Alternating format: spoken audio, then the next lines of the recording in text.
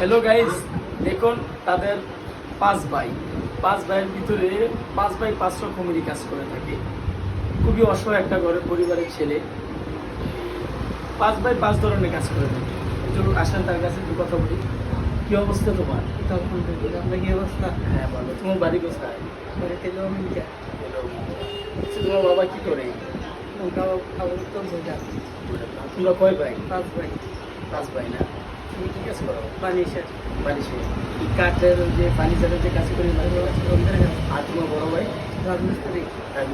তোমার বড় ভাই না অসুস্থ শুনলাম যে চোখে দেখে না? হ্যাঁ, ছোট ভাই। আসলে নাকি? মোবাইল দেয়। আর তোমার মেজু ভাই? মেজো ভাই অটো চালায়। অটো চালানো। সে তো মনে হয় মোটামুটি হাফেজ না?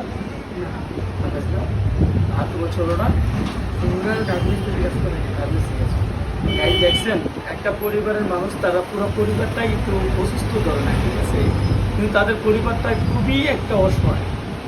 আজ মনে করেন তার বাবা, তার বড় ভাইটা দুটো চোখে দেখে না, কিন্তু চোখ আছে কিন্তু চোখে দেখে না।